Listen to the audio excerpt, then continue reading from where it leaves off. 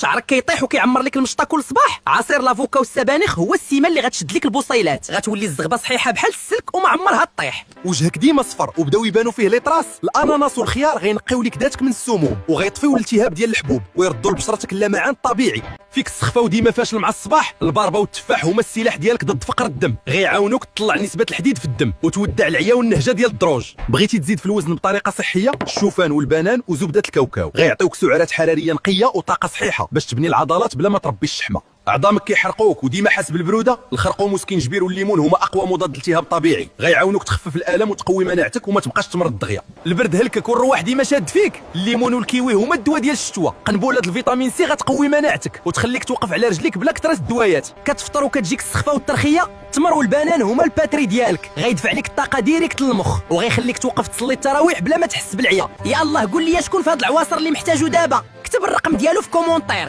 وطاكي صاحبك اللي ديما سخفان ولا شعرو كيطيح وقول ليه نوض طحن.